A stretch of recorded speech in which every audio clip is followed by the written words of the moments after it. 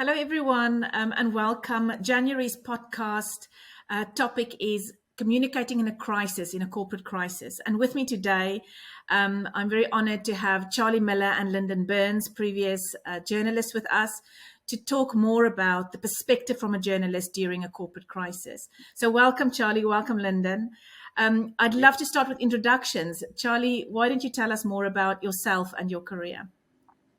Sure. So 20 years a journalist before I crossed the bridge into communications. I worked primarily for the UK Wire Service, the press association, covering global affairs, politics, and defence. And that inevitably led to lots of crises. So hence my interest. After that, I joined BAE Systems, and then finally 20 years with Boeing. Most of that running the global communications team. Thank you, Charlie. Linden. Yeah, so my background was also in journalism before I went into comms. I worked in broadcast, in radio, in television, as well as in newspapers, and then also on some trade magazines as well, but ended up covering aerospace, air transport, defense, and politics as well. And then got involved in crisis communications and have been senior associate with Go Crisis on crisis comms and worked with clients around the world on the topic. Thank you. So I think it's very important to stress, and I think that's why you guys, your experience is going to be valuable today, is that you've got the experience on both sides, from a journalist perspective, which is what we're here to talk about, but also the challenges from the corporate comms team's perspective in communicating. But I'd like to start today talking about what are your objectives of a journalist? Like, what is your job as a journalist? And explain to us, what the job is, what you need to do, and what you are looking out for in a crisis when something goes on. So I'll kick off on that if that's okay. So very simple. A journalist is there to write or produce stories that are going to sell newspapers or attract viewers and listeners, whether you're online or broadcast or print. Within your organization and between your peers, you want to get a scoop. That's a unique angle to a story. You don't want to be trotting out the same thing that everyone else has got. You're competing with your own colleagues in your own organization for real estate, if it's page space or airtime and priority. You want to, there's a lot of competition in a newsroom. You want to be the one who gets the front page lead or the lead story on the bulletin. So there's rivalry within your organization, and there's rivalry between organizations to get the best stories. And fundamental to your job is identifying and interviewing people and finding the information. And frankly, journalism's a lot like water. It follows the path of least resistance to that information. And that is something that when it comes to crisis comms, we always have to bear in mind that, we've got to be accessible and provide that information. Otherwise, journalists are going to go elsewhere to find it. Yeah. And Charlie. Yeah, I agree with all of that. I think you can summarize it very simply by saying that what a journalist wants is facts and be first. That's it. Okay. And I suppose, which brings me to the other thought that I had earlier, is you were talking about competing for sort of, airspace with other journalists within your organization and outside of your organization, other news outlets. There's often, time that we have to fill. As from the corporate perspective, the corporate company's perspective is to say, for instance, best practice, but it's legislated in aviation, for instance, we cannot talk about the cause of the accident. If it's outside of aviation, that's best practice. We leave that to the investigators until the report has been issued and we know what's going on. But we often get people who talk on the news like it could be a pilot expressing his views on what he thought might have happened, and other experts around the world. So, Charlie, talk more about why that happens and how is there something we can do about that or not? It is inevitable that happens. There will be constant speculation. The journalists covering a crisis, primarily two main groups. One, you've got the generalist reporter, who just happens to be sitting there in the newsroom and gets the story to deal with. And then you've got the specialist. Let's say it's aviation. You have the aviation correspondent or the transport correspondent dealing with a lot more background. News editors will always want to understand what happened and what was the reason for whatever the incident is. Speculation is always rife, and it's really imperative that corporates keep very focused on what they can say and what they can't say. And at the same time, most crises involve people, and keeping focused on the human side of the story is a very, very important part of crisis communications. You've got to see yourself as a carer. You've got to come across as a caring company that worries about the people. Perhaps it's passengers in the plane. It's your crew. Focus on them, and that will help as you go through those initial stages of a crisis. Leave the speculation to the journalists. Let them run with whatever they want to run with, but at the same time, you can be briefing some of the experts with whom you have built up great relationships. You have great trust. You trust them. They trust you, and they can actually help to calm down that speculation. I think yes, and I suppose responding to every single piece of speculation is going to keep you very, very busy and help you lose focus on what's important. If I can just add there, I think just to amplify something that Charlie pointed to, a journalist and the news editor are looking for answers to some very essential basics: who, what, when, where, why, and how. And they want to try and address as many of those as they can in a story. The other thing they're looking for is inconsistencies, because the things that set a story apart from everyone else's are those inconsistencies, those differences, those conflicts, those dynamics. And when Charlie talks about journalists are looking at the human element, yes, they're looking at the heroes and the victims, and they're looking at you as your organization and your body language and posture and tone and how you demonstrate your compassion and sympathy. But they're also looking for gaps, especially in the understanding the how this happened or why this happened. And they will zoom in on that. And that's why it's absolutely important as a communicator that you've got verified, consistent information that's going out there.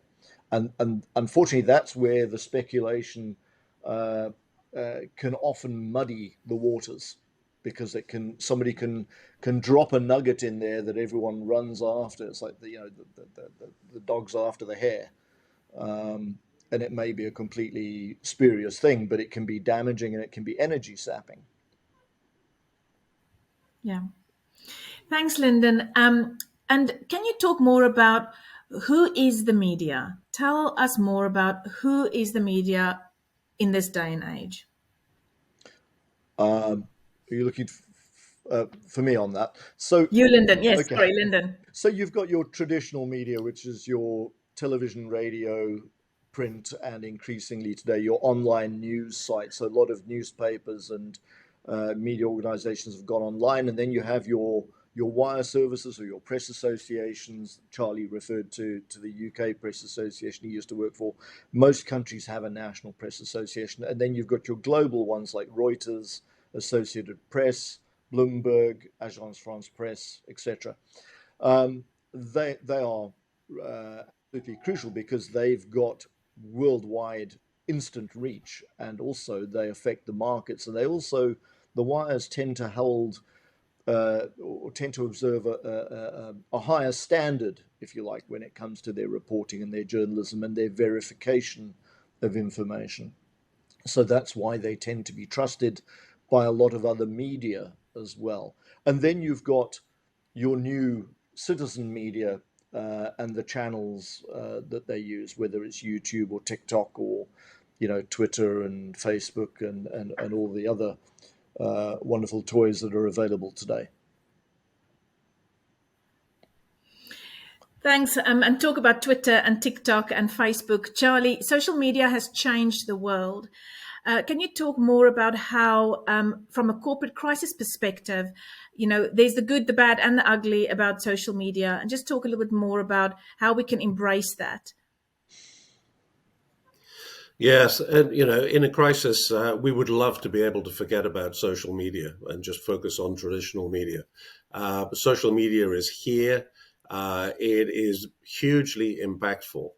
I'm thinking of a plane crash that happened in 2013 in San Francisco. In less than 60 seconds of that plane hitting the ground, images were appearing on social media. Less than 60 seconds, and within 5 minutes, social media had the first images from inside the cabin already running on social media. The airline involved failed to appear on social media for about 90 minutes. What happened as a result of that was that very negative comments, because there was this vacuum and this apparent lack of concern, very negative comments started to appear on social media from journalists, from influencers, from commentators. So we have to engage on social media if we want to maintain the reputation of the company. We can use it, and at the same time, very important that we monitor everything and look at what's happening. Another instance that I can think of is the case of a paying passenger who was pulled off a plane because the airline wanted to have the seat for one of its employees. That was handled in the initial stages badly. And it was only really when social media started to show a video of the horrific pulling off the plane of this doctor that things changed very rapidly. We should always assume that there is going to be footage, that there is always going to be photographs, video in a crisis like that. So there is nowhere to hide. We have to be forward-leaning in our communication. I think just to chip in Exactly. on that, I think social media, ignore at your peril, but be very conscious that it quickly becomes whack-a-mole and it saps resources. You've got to have the resources to monitor it and to respond effectively. You can get sucked into, rabbit holes. But also the evil side, if you want to call it that, of social media is that it's meant that anything that would previously, before the advent of social media and this sort of always-on society, stuff that would have happened that would have been perhaps described as, as just an operational incident or occurrence, today has the propensity to become a crisis because of the way it's dealt with, because of the way it is portrayed on a cell phone camera. And the way people react to that. You're getting an unfiltered account of what has happened without the context. And that happens both because the camera is artificial. It's an artificial eye. It doesn't give you the full context. And what you're seeing may have been edited, or it's just when the person switched on the camera to when they switched it off. And it's being fed to you from a very emotional perspective as well. So you've got to be conscious of all of that when you're dealing with the social media element. Yeah. And I suppose the strength of social media is that an organization can jump online very quickly and position themselves as a credible source of factual information. You could have a CEO quickly record a statement and put it on your Twitter feed, which is, it is a wonderful, powerful tool that we can use in crisis. But the other side of that coin is that, really horrific images can be associated with your brand, and for a very long time. In traditional press, it would be historically the news at 8 o'clock tonight or the newspaper tomorrow morning, and it gets replaced with the next news and the next newspaper. But now social media, exists endlessly, and, things rotate. It may be old news, but it still comes up as your feed, or someone shares it with you. So that is something that we have to live with. Yeah. But thanks for that. And then, Linden, is the media the enemy? They're the I frenemy. often speak with clients. We do training, and they come from a perspective of saying, it's us against them. And I want to hear from a journalist perspective: are you our enemy in a crisis? No, we're the frenemy. So you're walking a parallel path to a certain point. Whether you're the company that the journalists are looking at or the journalists themselves, you're both wanting. You've got a common objective, and that is you both want to get the information out there. It's just that up to a point, you walk that point, and then the journalists' objectives differ. They're happy to get that information, but for their own reason, which is to get that scoop story, that unique angle. And it may not necessarily always correlate with yours as the corporate. So no, journalists are not the enemy, but you can quickly turn them into the enemy and make them hostile if you are not conscious and don't help them with the things that they need. And often this becomes a problem in a crisis because you're so sort of constrained with the amount of resource that you have and the time you have and the constant pressure that you're under, that it may not always be that you can be as accessible to journalists as they would want you to be or expect you to be. The crucial thing, of course, is that being available, being articulate, and making sure that when you do talk to them, you're giving them factual information. Being honest with them, don't give them the runaround, and don't try and busk your way through. Don't lie and say about something or give the impression about something when in fact you don't have the facts. Rather be honest, and also responsiveness. If you tell a journalist you're going to get back to them in 10 minutes, get back to them. Don't kick the can down the road. So there's some fundamental things. It's about being, treat them with the dignity and respect that their profession, requires. And if you want to be treated with dignity and respect and professionally yourself. I have in the past learned of journalists that were standing outside in the freezing cold outside of an organization, and someone coming outside of the company and providing them with refreshments and snacks, and we don't have to go provide everything that a journalist needs, but building that rapport and building that relationships is quite important. And we'll talk more about that in a moment. But Charlie, I want to quickly talk about deadlines. I know that in your career, you have had the responsibility of breaking the news of a very, very important news story that the entire world's eyes were on. Can you talk more about that and discuss also the deadlines? What are you up against as a journalist? Yeah, one quote from the news editor to me sort of sticks in my mind. Charlie, that was terrific. You beat the BBC by 5 seconds.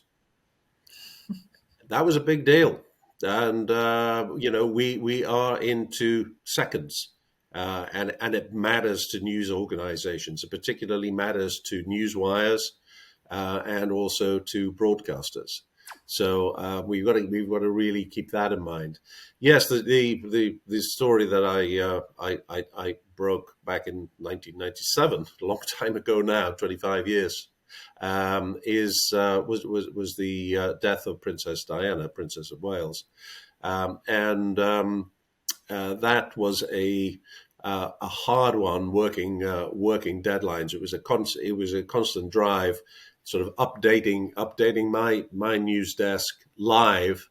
I wasn't actually in the UK. I wasn't in the office. I was in the Philippines, in Manila, at the time, on an official visit there by a British government minister.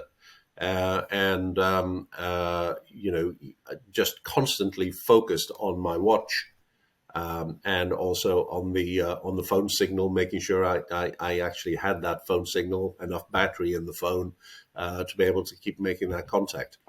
So you've got to keep that in mind, that the journalist is working constantly to be the first.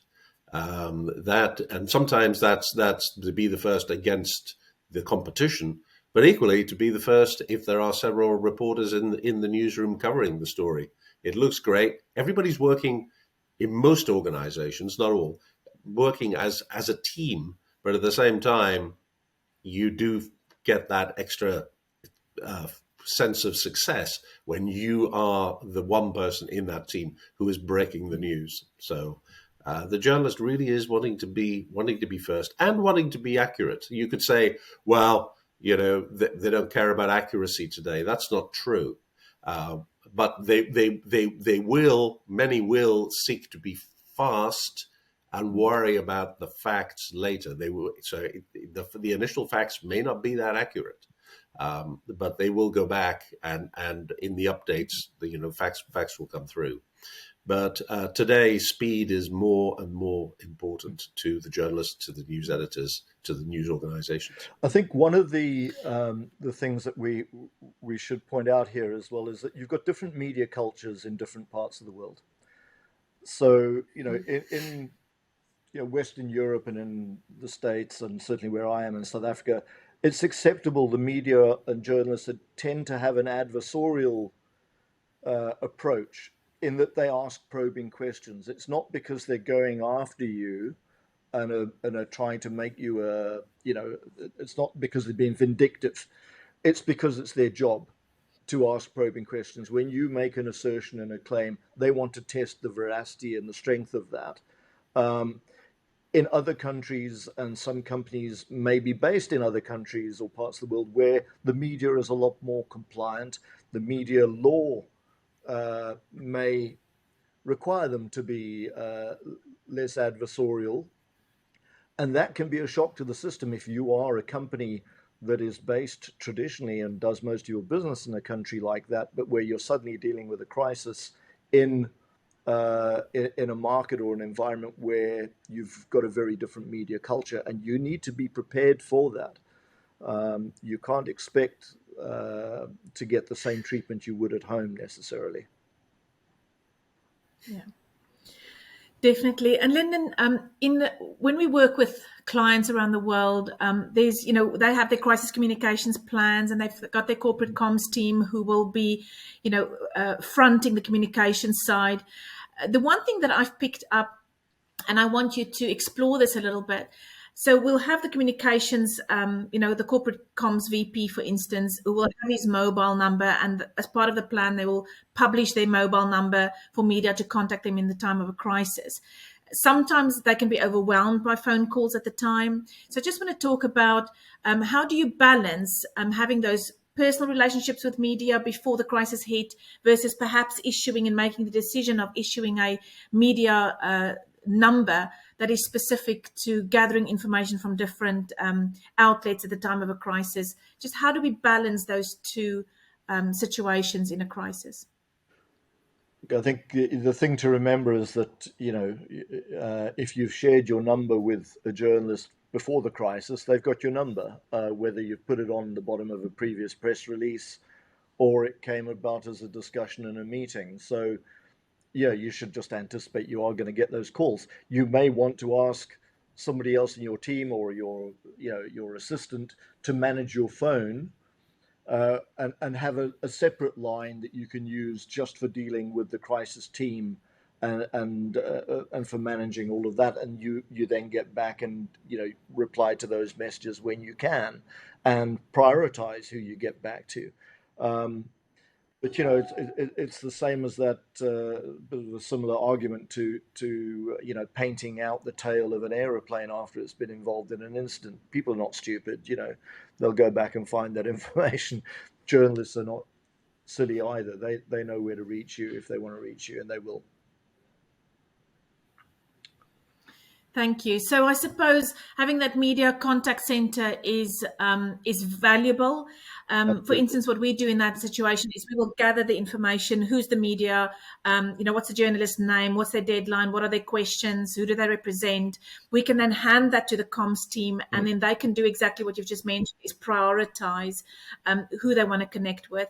And it's just finding that balance between having the rapport with the journalist that you're going to rely on versus, a contact center that just can help you manage that influx. But the whole thing speaks to resource. And I think this is something that I come up against with some airlines and some other clients, is that they've got very thin management structures and very limited resource, and don't appreciate that when you have a major crisis, you're going to be stretched beyond belief. You cannot function for 24 hours without relief. You do need those additional boots on the ground. Absolutely essential, and whether you've got the ability to bring in people in-house or you contract to a go crisis, you've got to do that. I think until you've been in a crisis, you will always underestimate just how much resource you need. And in fact, you can never have enough. Yeah. Thank you. Quickly, Charlie, I want to mention we are almost at the end of it. I'm getting a signal. We've got 1 minute to go. Briefly, just talk about media pooling. This is a word that pops up every now and again. We'll just pool the media. Explain to us what does that mean, and is that a realistic assumption to make? So there are areas where the media traditionally pool on a fairly regular basis. I think in the UK, for example, we have the royal party, the royal family, and there are a limited number of journalists who can actually accompany them on various events, and so there is a pool. All the media sign up to this pool, and it works very well. In a crisis, all the media want to be at a crash site. All the media want to be in an event. And often it isn't possible. It's very hard to get agreement. And initially, you will have to put a lot of effort into doing it. It's not something that I would particularly recommend because it is so hard to do. And you risk upsetting a lot of the media, who will then go off and just do their own thing anyway. Yeah, I agree. Thank you, Charlie. Thanks both of you so much for being here today and sharing your experience. I appreciate your time. It's very valuable. I learn every time any one of you open your mouth. So I hope that our listeners today, our watchers, will feel the same way. So thank you so much to both of you for your time. And that's all we've got time for today. Great. Thank you. Thank you very much. It's a pleasure.